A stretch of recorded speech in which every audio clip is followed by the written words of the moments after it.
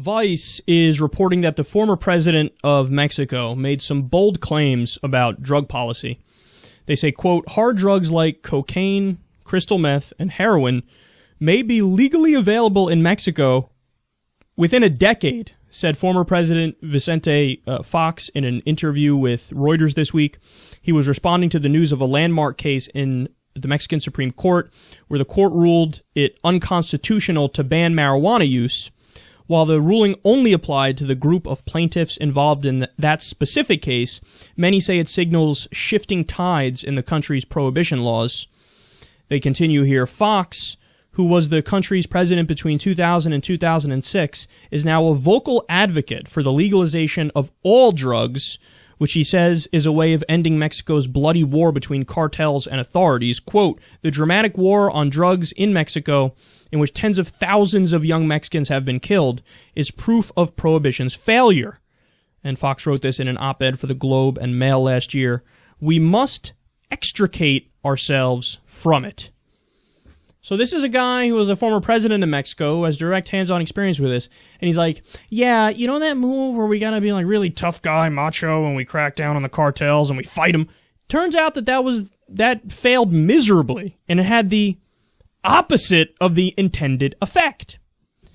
So you chop off the head of the drug cartels, and another one, a bigger one, a worse one, grows in its place.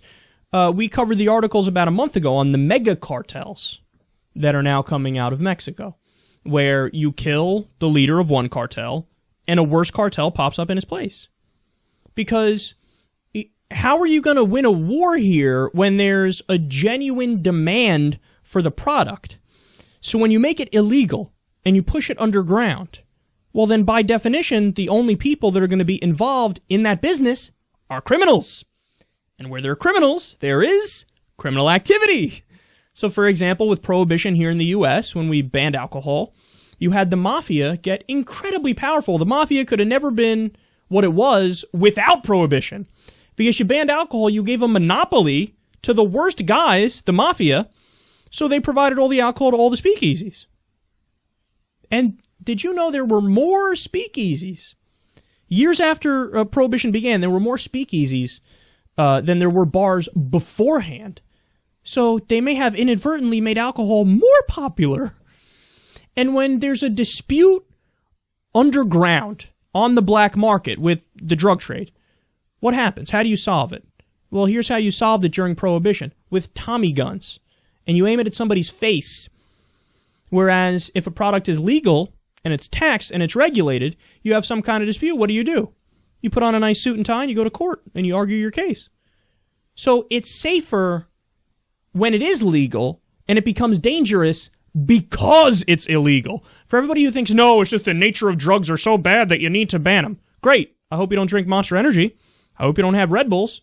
I hope you don't take caffeine. I hope you don't drink alcohol. I hope you don't go to the doctor and get a prescription for Xanax. I hope you don't have Adderall. You know, we can go on here, man. Dr. Carl Hart says it best. You wouldn't even want to live in a society that's drug-free. People would be more miserable, and it would just be a worse society all around. And of course, 80 to 90% of all drug users are moderate users and can handle their shit. And what are we going to do for the remaining 10%? Take away everybody's freedom? Okay, well then just admit what you are and say, I don't believe in freedom. Just say it. Okay, I don't believe in freedom. So when you say we got to fight around the world to protect our freedoms, you don't actually mean it because you're against freedom. Because when it comes to the freedom to change your perceptions and your mind and change your mood, well, that one I'm not for.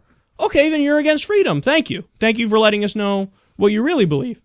And here's a guy with direct hands-on experience saying, yeah, that kind of sucked, didn't it? It didn't work out very well. So from when we started the war on drugs until today, we've spent trillions on it, and more people are using drugs now. And there's, like he said, a literal war happening.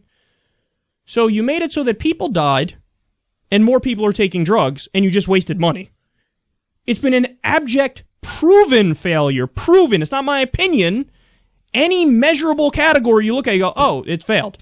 So the answer is legalize, tax, and regulate. And then whenever anybody has a problem with it, because of course there are going to be some addicts and some problems with it, like anything else, well, then you have treatment for those people.